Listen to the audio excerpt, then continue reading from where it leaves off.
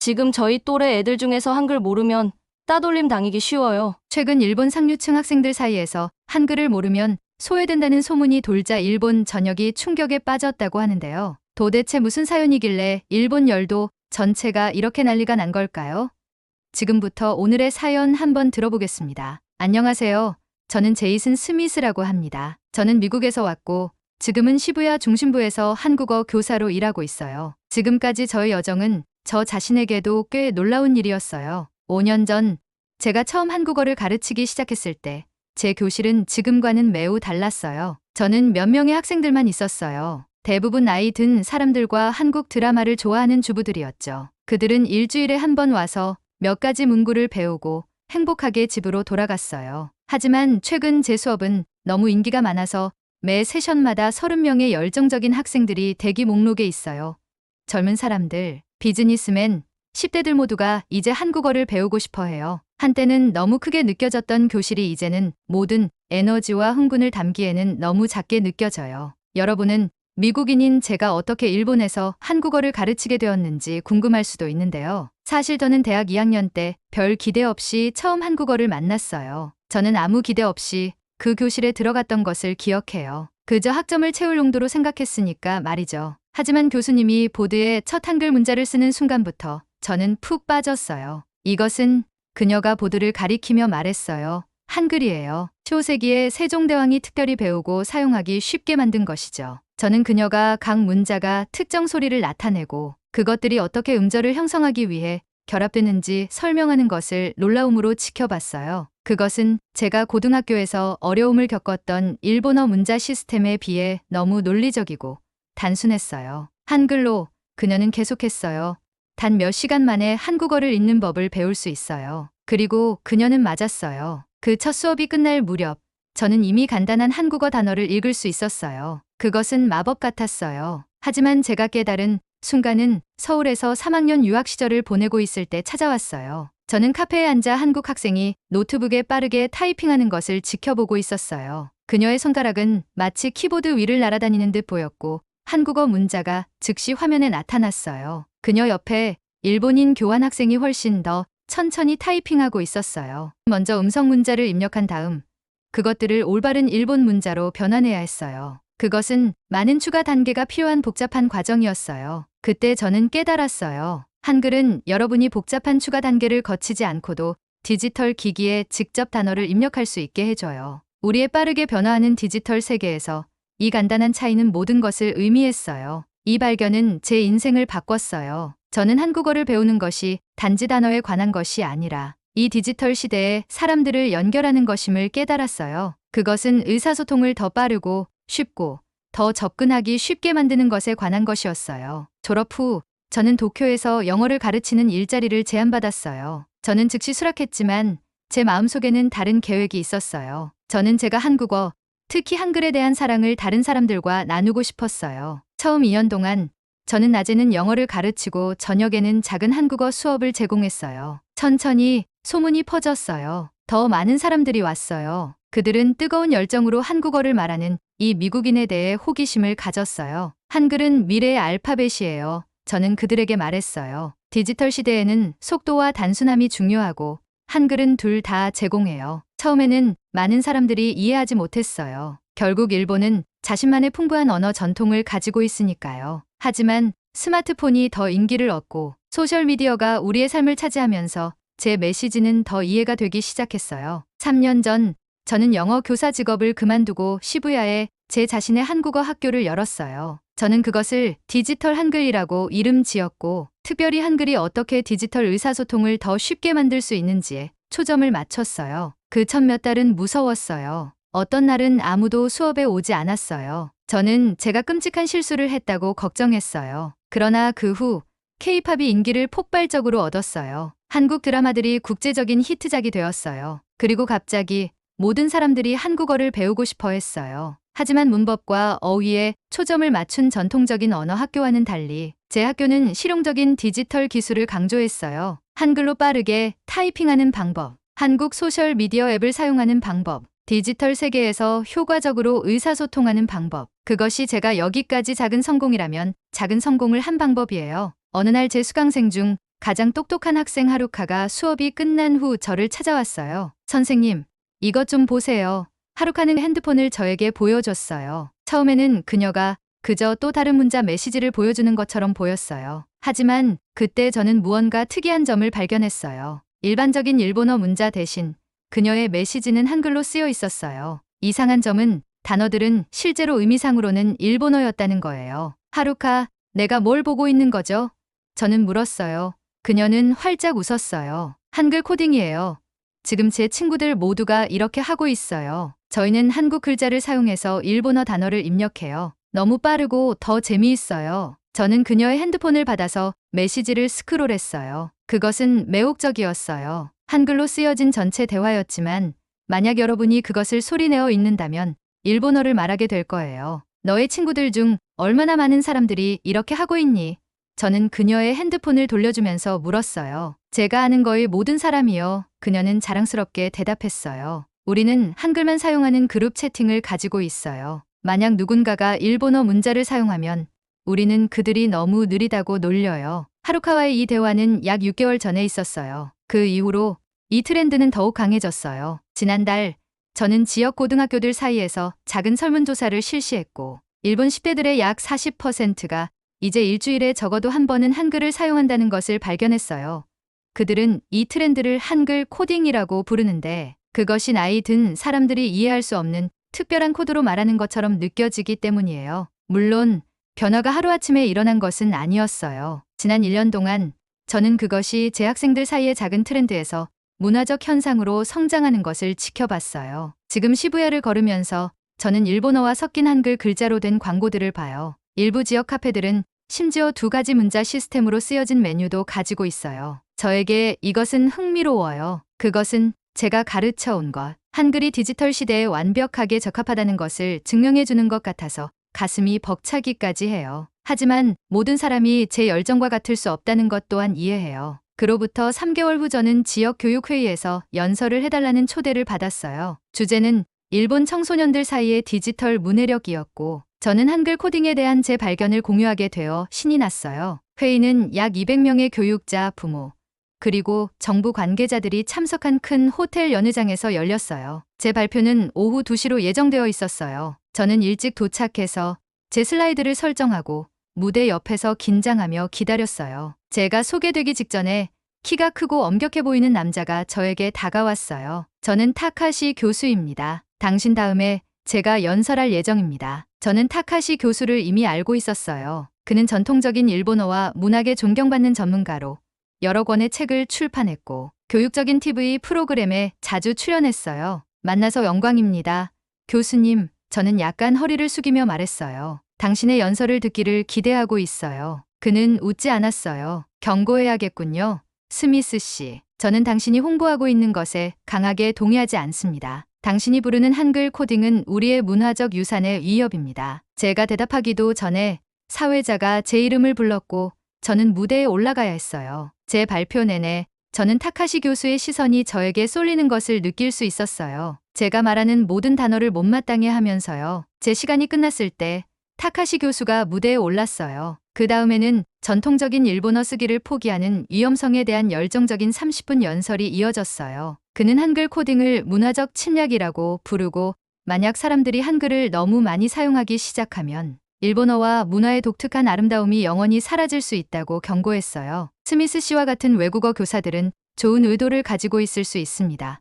그는 제 방향을 가리키며 말했어요. 하지만 그들은 무엇이 위태로운지의 깊이를 이해하지 못합니다. 우리의 쓰기 시스템은 단지 의사소통의 도구가 아닙니다. 그것은 우리 국가의 영혼입니다. 청중 중 많은 사람들이 동의하며 고개를 끄덕였어요. 회의가 끝난 후 몇몇 부모들이 우려를 표하며 저에게 다가왔어요. 한 어머니는 걱정스런 얼굴로 한국어를 배우는 것이 그녀의 아들을 매국노로 만드는 것인지 물었어요. 한 학교 교장은 한국어 수업이 일본의 정체성에 숨겨진 위협이 될 수 있는지 의문을 제기했어요. 이어지는 몇 주 동안 타카시 교수는 여러 TV 쇼와 신문 인터뷰에 출연했어요. 매번 그의 메시지는 같았어요. 한글 코딩은 위험하고 억제되어야 한다는 것이었어요. 그는 학교들이 외국 쓰기 시스템을 소개하는 대신 전통적인 일본 서예에 더 집중해야 한다고 주장했어요. 그의 말은 영향을 미쳤어요. 한국어를 교육과정에 추가하는 것을 고려하고 있던 일부 학교들은 그것에 반대하기로 결정했어요. 부모들은 질문과 우려를 가지고 제 학교에 전화했어요. 한동안 제 수업 출석률이 약간 떨어졌어요. 하지만 학생들 자신은 논쟁에 영향을 받지 않는 것 같았어요. 오히려 한글 코딩에 금지된 특성이 그들에게 더욱 매력적으로 만들었어요. 제 학생 하루카는 한글 코딩 클럽이라는 소셜 미디어 그룹을 시작했고 그것은 빠르게 5,000명 이상의 회원을 얻었어요. 어느 저녁 제가 연설을 해달라고 초대받은 지역 학교에서 특히 열띤 회의가 있은 후 시부야 역 근처의 작은 커피숍에 혼자 앉아 있었어요. 바깥에는 비가 추적추적 내리고 있었고 그것은 저의 우울한 기분과 일치했어요. 제 모든 노력에도 불구하고 타카시 교수의 전통적인 견해가 이기는 것처럼 보였어요. 제가 커피를 마시는 동안 한 젊은 여성이 제 테이블에 다가왔어요. 그녀는 익숙해 보였지만 저는 그녀가 누구인지 알 수 없었어요. 스미스 선생님, 그녀는 망설이며 말했어요. 아마 저를 기억하지 못하실 거예요. 저는 5년 전 선생님의 첫 번째 한국어 수업을 들었어요. 그때 저는 그녀를 알아봤어요.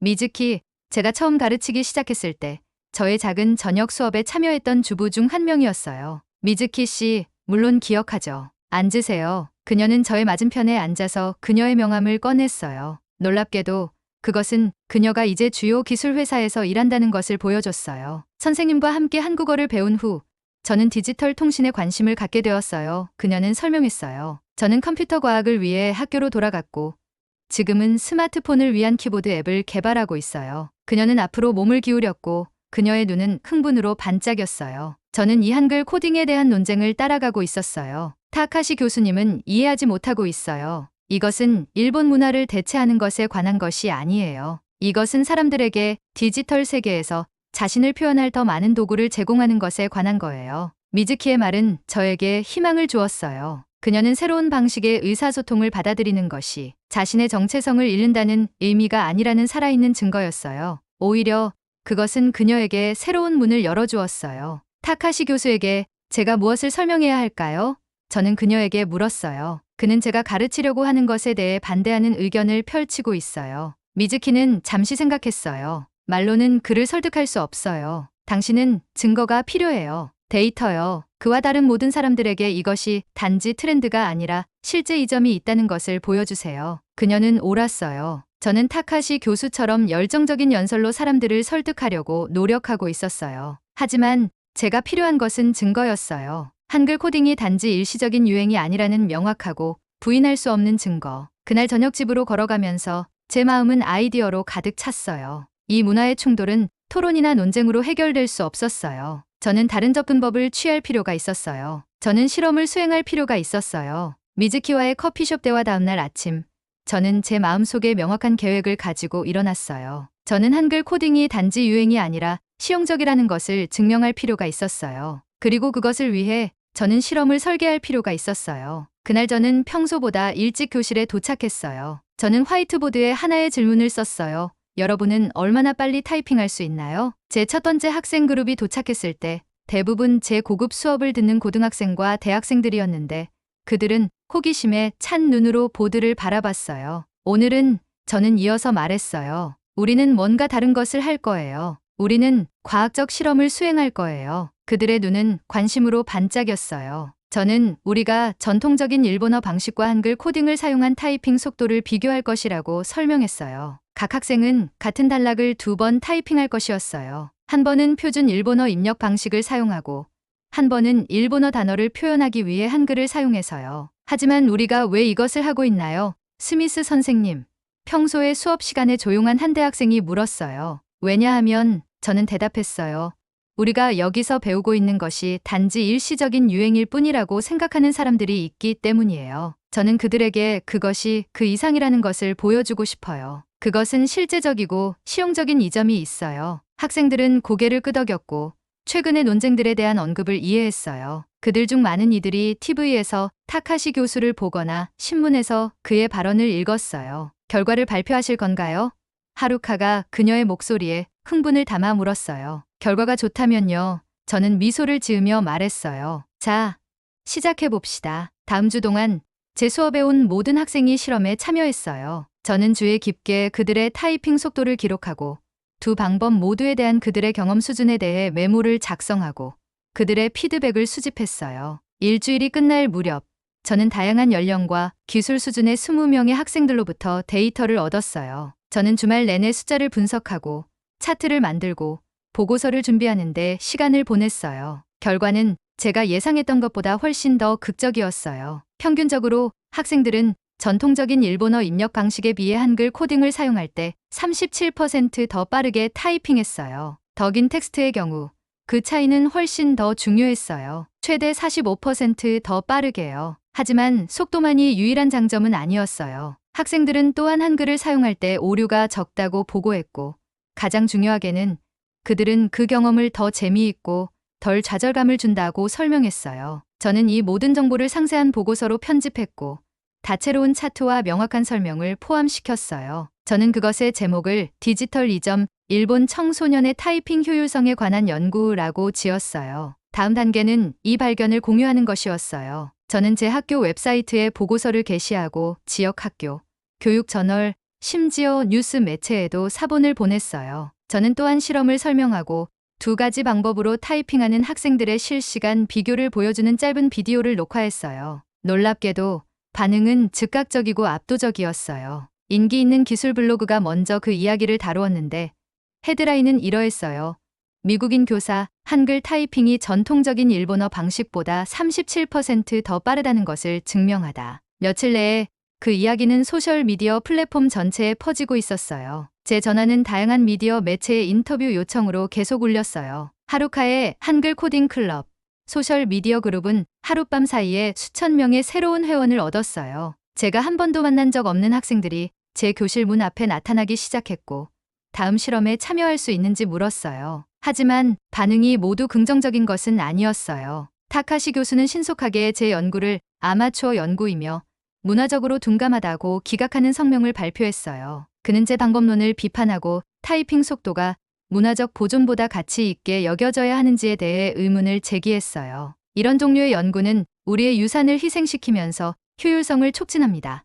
그는 널리 공유된 의견 기사에서 썼어요. 다음은 무엇입니까? 햄버거가 더 빨리 먹을 수 있다는 이유로 우리의 전통 음식을 포기할 것입니까? 그의 비판은 특히 제가 그의 우려에 일부 진실이 있다는 것을 알고 있었기 때문에 마음이 아팠어요. 일본어 쓰기 시스템은 단지 의사소통에 관한 것이 아니었어요. 그것은 하나로 합쳐진 예술, 역사, 그리고 정체성이었어요. 한글 코딩을 홍보함으로써 제가 의도치 않게 소중한 무언가의 손실에 기여하고 있는 것일까요? 이러한 의구심은 저를 늦은 밤까지 깨어있게 했어요. 이 내적 갈등의 한가운데서 저는 도쿄 대학의 현대 언어 교육 분야의 선도적 전문가인 카와시마 교수로부터 예상치 못한 이메일을 받았어요. 그는 제 보고서를 읽었고 만나기를 원했어요. 우리는 다음 월요일에 그의 사무실에서 만나기로 약속했어요. 저는 연구 노트 폴더를 꼭 쥐고 명문대학 캠퍼스를 걸으면서 긴장했어요. 카와시마 교수의 사무실은 현대적인 건물의 최상층에 있었고 도시를 내려다보는 큰 창문이 있었어요. 그는 저를 따뜻하게 맞이하고 차를 대접하고 바로 본론으로 들어갔어요. 당신의 연구는 흥미롭습니다. 스미스 씨. 그는 책상 위에 인쇄된 제 보고서 사본을 가리키며 말했어요. 하지만 그것은 단지 이야기의 절반일 뿐입니다. 다른 절반은 이 새로운 방법이 어떻게 일본어와 문화를 위협하는 것이 아니라 실제로 보존하는 데 도움이 될 수 있는지입니다. 죄송합니다만 그것을 설명해 주실 수 있을까요? 카와시마 교수는 미소를 지었어요. 언어는 항상 진화하고 있습니다. 스미스 씨. 그들은 생존하기 위해 적응해야 합니다. 어떤 언어에 대한 가장 큰 위협은 변화가 아니라 무관심입니다. 만약 젊은이들이 디지털 통신에서 일본어를 너무 번거롭게 느낀다면 그들은 영어나 전체 언어의 뉘앙스와 아름다움을 잃은 단순화된 일본어로 전환할 수 있어요. 하지만 한글 코딩이 그들이 더 효율적으로 완전한 일본어를 표현할 수 있게 해준다면 그것은 실제로 언어를 그 완전한 형태로 보존하는 데 도움이 될 수 있어요. 제가 제안하는 것은 우리가 더 포괄적인 연구에 협력하는 것입니다. 효율성뿐만 아니라 이 방법이 어떻게 언어 보존과 문화적 정체성에 영향을 미치는지를 살펴보는 연구를요. 저는 제가 듣고 있는 것을 믿을 수 없었어요. 카와시마 교수는 학술 분야에서 존경받는 인물이었어요. 그의 지원은 제가 혼자서는 절대 달성할 수 없는 신뢰성을 제 작업에 부여할 것이었어요. 영광일 것 같습니다. 저는 제 흥분을 억누르려고 노력하며 말했어요. 다음 한 달 동안 카와시마 교수와 저는 함께 새로운 연구 프로젝트를 설계했어요. 우리는 원래의 실험을 확장하여 더 많은 참가자와 더 많은 변수를 포함시켰어요. 우리는 또한 한글 코딩을 배우기 전과 후에 학생들의 일본어와 문화에 대한 태도를 측정하기 위한 설문조사를 개발했어요. 우리는 언어학 전문가, 문화인류학자, 교육 심리학자들을 데려와 진정으로 포괄적인 연구를 설계하는데 도움을 받았어요. 대학은 자금과 연구 조교를 제공했어요. 우리의 새로운 접근법은 제 초기 실험보다 더 균형 잡혀 있었어요. 우리는 타카시 교수와 다른 이들이 제기한 문화적 우려를 인정했고 그것들을 직접적으로 다루기 위해 우리의 연구를 설계했어요. 연구가 진행되는 동안 카와시마 교수와 저는 한글의 효율성과 일본어 전통에 대한 깊은 존중을 결합한 새로운 교수법을 개발하기 시작했어요.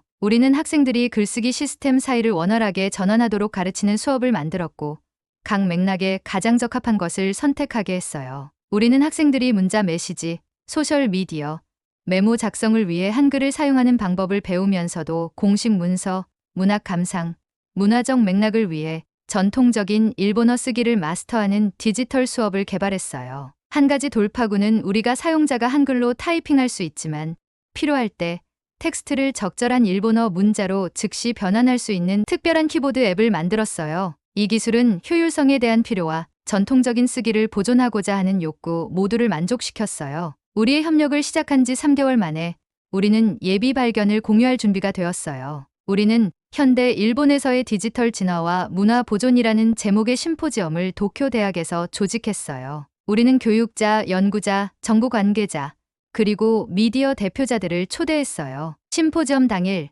큰 강의실은 가득 찼어요. 저는 앞줄에 앉아있는 타카시 교수를 발견했는데 그는 팔짱을 끼고 회의적인 표정을 짓고 있었어요. 하루카와 제 다른 몇몇 학생들도 그들의 지지를 보여주기 위해 왔고 강의실 뒤쪽에 함께 앉아 있었어요. 카와시마 교수가 먼저 말했고 우리 연구의 이론적 프레임워크를 설명했어요. 그런 다음 저의 차례가 되어 우리의 발견을 발표했어요. 제가 강단에 서서 수많은 얼굴들을 바라보았을 때 저는 긴장감과 결단의 혼합된 감정을 느꼈어요. 이것은 변화를 받아들이는 것이 전통을 포기한다는 의미가 아니라는 것을 보여줄 수 있는 제 기회였어요. 우리의 연구는 3가지 핵심적인 것을 발견했습니다.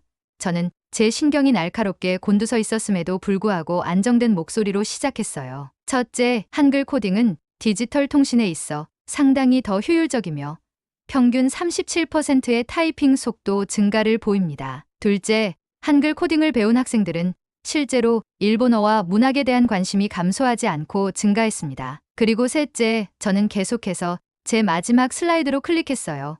올바른 도구와 교육이 주어졌을 때 젊은이들은 자연스럽게 균형 잡힌 접근법을 개발합니다. 캐주얼한 디지털 통신에는 한글을 사용하고 공식적이고 문화적인 맥락에는 전통적인 일본어 쓰기를 권장합니다. 저는 이 마지막 점을 설명하면서 우리 연구에 참여한 학생들이 그들이 하고 있는 일에 따라 글쓰기 시스템 사이를 쉽게 전환하는 비디오를 보여주었어요. 한순간 그들은 친구들과 채팅하기 위해 한글로 빠르게 타이핑하고 있었고 다음 순간 그들은 문학과제를 위해 일본어를 쓰고 있었어요. 결론적으로 우리의 연구는 우리가 보고 있는 것이 일본 문화의 대체가 아니라 그것의 진화라는 것을 시사합니다. 언어는 항상 역사를 통해 빌리고 적응해 왔습니다. 중요한 것은 변화를 막는 것이 아니라 가장 가치 있는 것을 보존하는 방식으로 그것을 안내하는 것입니다. 그런 다음 놀랍게도 카와시마 교수가 박수를 치기 시작했어요. 다른 사람들도 동참했고 곧 방 전체가 박수 소리로 가득 찼어요. 심지어 타카시 교수도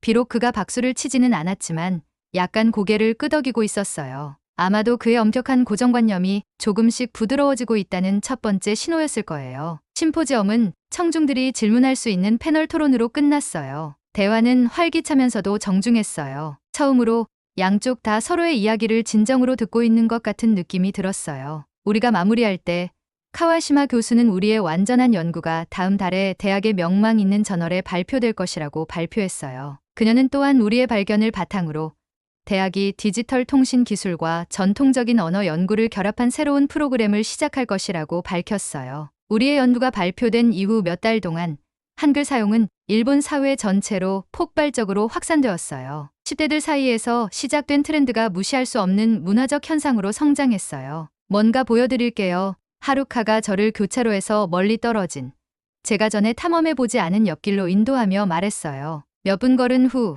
우리는 큰 서점에 도착했어요. 우리가 들어서자 하루카는 상점 앞쪽에 있는 눈에 띄는 구역을 가리켰어요. 한때 작은 외국어 코너였던 곳이 이제는 일본어와 한글로 한류 코너라고 표시된 거대하고 다채로운 공간이 되었어요. 하지만 가장 중요한 변화는 학교에서 일어나고 있었어요. 우리의 연구가 발표된 후 도쿄의 여러 중학교와 고등학교가 정규 언어 커리큘럼에 한국어를 추가했어요. 더 놀라운 것은 모바일 앱을 개발하는 성공적인 스타트업 회사인 사쿠라 테크 방문이었어요. CEO인 유이라는 젊은 여성은 3년 전 제 학생 중 한 명이었어요. 한글은 우리에게 모든 것을 바꿨어요. 유이는 우리에게 그들의 세련된 사무실을 보여주면서 말했어요. 우리는 사용자가 일본어와 한국어 문자 사이를 원활하게 전환할 수 있게 하는 메시징 앱을 개발했어요. 그것은 양국의 젊은이들 사이에서 엄청나게 인기를 얻었어요. 그 회사는 이제 50명의 직원을 고용하고 있었고 최근에 서울에 지사를 열었어요. 그들의 직원 절반이 한국어 수업을 듣고 있었고 팀 회의에는 종종 화이트보드에 2가지 글쓰기 시스템이 모두 포함되어 있었어요. 다음 날 우리는 일부 미디어 매체가 부르는 한글 혁명이 일본 사회의 다른 측면에 어떤 영향을 미쳤는지에 대한 더 많은 이야기를 수집했어요. 하지만 저는 특히 한 사람 타카시 교수의 이야기를 듣고 싶었어요. 그는 최근 이상하리만큼 조용했어요. 우리의 심포지엄 이후 그는 한 번 더 비판적인 기사를 출판했지만 그 후 공개 토론에서 물러난 것 같았어요. 저는 그에게 우리의 진행 중인 연구를 관찰하도록 초대하는 여러 이메일을 보냈지만 답장을 받지 못했어요. 그런 다음 하루카와 제가 제 학교 근처의 작은 레스토랑에서 저녁 식사를 하고 있을 때 제 전화가 울렸어요. 안녕하세요, 스미스 선생님. 제가 전화를 받았을 때 익숙한 깊은 목소리가 말했어요. 타카시입니다. 몇 가지 사항에 대해 논의하기 위해 만날 수 있을지 궁금합니다. 다음 날 아침 저는 분주한 도쿄 중심에서 벗어난 조용한 동네에 있는 전통적인 일본 찻집에서 타카시 교수를 만났어요. 만나주셔서 감사합니다. 그의 어조는 제가 그에게서 들어본 것 중 가장 공손했어요. 저는 우리 사회의 변화를 큰 관심으로 지켜보고 있었습니다. 제가 여전히 우리의 전통을 보존하는 것에 대한 우려를 가지고 있지만 당신의 연구가 가져온 긍정적인 영향을 부인할 수 없습니다. 타카시 교수로부터 이 말은 제가 기대할 수 있는 한 가장 가까운 승인이었어요. 저는 그의 새로운 아이디어에 대한 개방성에 감사를 표했어요. 그러나 그는 한 손가락을 들며 덧붙였어요. 저는 여전히 우리의 젊은이들이 전통적인 일본어 쓰기와의 연결을 잃지 않도록 확실히 해야 한다고 믿습니다. 그래서 카와시마 교수와 저는 균형 잡힌 커리큘럼을 개발해 왔어요. 우리는 일본어 쓰기를 대체하길 원하지 않아요. 우리는 학생들에게 자신을 표현할 더 많은 도구를 주길 원해요. 제안이 있습니다. 그가 말했어요. 저는 당신과 함께 교과서를 제작하고 싶습니다. 한글의 효율성과 일본서의 아름다움 모두를 가르치는 교과서를요. 아마도 함께 일함으로써 우리는 미래를 받아들이면서 우리의 과거를 존중하는 방식으로 이 변화를 안내할 수 있을 것입니다. 후 본격적으로 타카시 교수가 우리 프로젝트에 동참한 후 일은 빠르게 진행되었어요. 우리가 함께 만든 교과서 디지털 브릿지, 언어를 통한 문화 연결은 베스트셀러가 되었고 이제 일본 전역의 학교에서 사용되고 있었어요. 제가 5년 전 일본에 왔을 때 저는 저의 작은 한국어 수업이 그런 운동을 불러일으킬 것이라고 상상조차 할 수 없었어요. 저는 수세기 전에 한국의 왕에 의해 만들어진 글쓰기 시스템이 현대 일본의 디지털 시대에서 새로운 생명을 찾을 것이라고 예측할 수 없었어요. 그들이 부르는 한글 혁명은 단지 글쓰기 시스템에 관한 것이 아니었어요. 그것은 새로운 가능성의 마음과 생각을 여는 것에 관한 것이었어요. 그것은 새로운 것을 받아들이는 것이 당신을 특별하게 만드는 것을 잃는다는 의미가 아니라는 것을 증명하는 것에 관한 것이었어요. 사연 재미있게 보셨나요? 오늘 전해드린 이야기가 여러분 마음속에 작은 울림을 남겼기를 바라요. 여러분의 생각을 댓글로 공유해 주시면 큰 힘이 됩니다. 만약 이 영상이 여러분의 하루에 따뜻한 순간을 더해줬다면 구독과 좋아요로 함께 응원해 주세요. 다음 시간에도 다양한 이야기로 찾아뵙겠습니다. 끝까지 시청해 주셔서 진심으로 감사드립니다.